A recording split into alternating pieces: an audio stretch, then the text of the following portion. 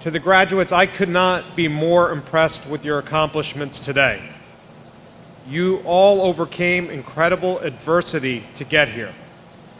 Like many others, I was reminded of some quotes as well when I was preparing for today's talk this morning.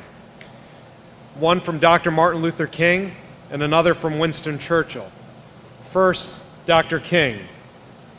The ultimate measure of a man is not where he stands in moments of comfort and convenience, but where he stands at times of challenge and controversy. You all faced times of challenge, but you chose to face them not with defeat or despair, but with hope and with hard work. 12 months a year, 220 days a year in school, you showed up for math, science, English, history, health, psychology, business and arts. You trained for careers in cosmetology, graphic arts and design, carpentry, plumbing and pipe fitting, computer repair, horticulture, animal husbandry, audiovisual technology, music production, culinary arts, on and on. I'm not even sure what some of those mean. But in doing so, you did not only learn algebra or memorize facts, you gained problem-solving skills and job readiness skills, skills that will help you succeed in the workplace and beyond. And you did all of that while living outside of your families, while living away from your homes, in a residential facility that we're all very proud of, but ones that you did not choose, and on schedules that you did not set for yourselves. And that's an incredible accomplishment. But that's not the half of it. For many of you, the obstacles you overcame to earn your high school diplomas this morning pale in comparison to the difficulties you faced before entering the Juvenile Justice Commission, entering the care of the Juvenile Justice Commission. Yet rather than give up, rather than quit, you persevered. And now you graduate knowledgeable, skilled, and confident citizens capable of succeeding in work, in personal life, and in the world. The second quote that I'm reminded of this morning is from Winston Churchill, who famously said, "Success is not final. Failure is not fatal. It is the courage to continue that counts." And you all have exhibited that courage to continue in spades. And all of us here in this room can learn from your example. Your courage to continue was made possible in part by the JJC, which provides incredible educational opportunities to young people in its care. But it's always looking to do more, to do better. And that's why the JJC has also committed over the past several years to transforming New Jersey's juvenile justice system.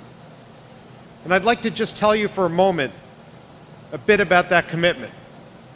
In 2003, the year before the JJC launched its Juvenile Detention Alternatives Initiative, or JDAI, which focuses on alternatives to incarceration, there were 12,000 youth admitted to county detention centers pending the resolution of their court cases. Today, that number has dropped by 80% to 2,500. That means almost 10,000 fewer youth. That means 10,000 fewer young people in New Jersey are being held in county detention centers each year. A major focus of that initiative has been on reducing the disparate use of detention centers for minority youth.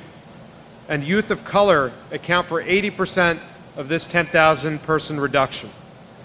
Similarly, in 2003, the courts committed about 1,200 young people to the care of the JJC.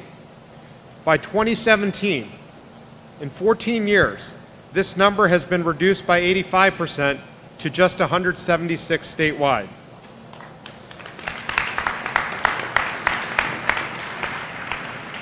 And again, youth of color account for 85% of that reduction. New Jersey is now the only state to be designated as a national model for juvenile detention reform by the Annie E. Casey Foundation, a national leader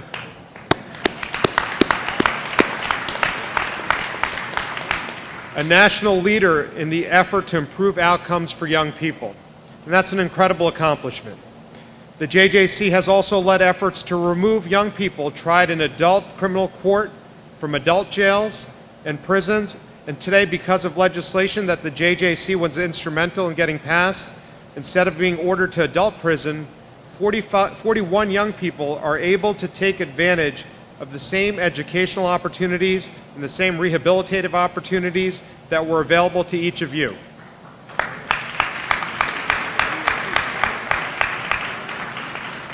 And the JJC has also been working to maximize the number of residents who are eligible for community residential homes by reevaluating the classification process and the criteria used in placement decisions.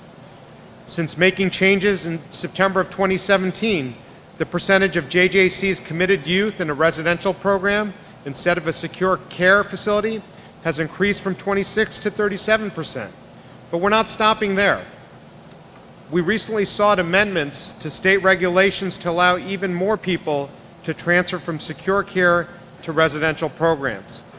In addition, JJC has been working with the Annie Casey Foundation on deep end reform to safely and significantly reduce out-of-home placement and incarceration for youth of color.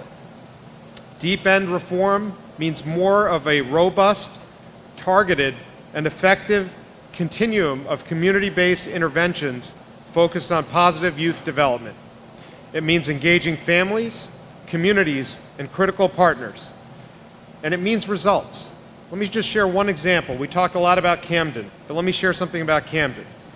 Reforms in this process that are being implemented in Camden as we speak include changes to diversion practices that narrow the prison pipeline, enhanced community-based programs, and innovative probation practices.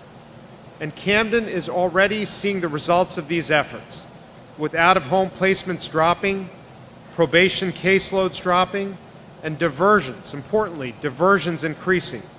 Between 2014 and 2017, out-of-home placements in Camden dropped by 33%, by 1/3.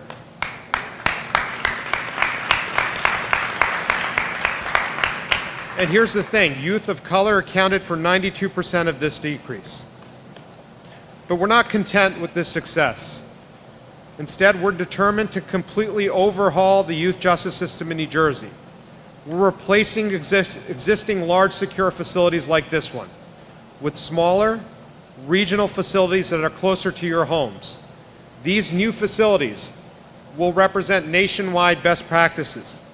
They will be state-of-the-art, and they will allow for the delivery of therapeutic services in a non-institutional, home-like environment. As you can see, I'm sharing these facts because I'm incredibly proud of the work that the JJC has already done.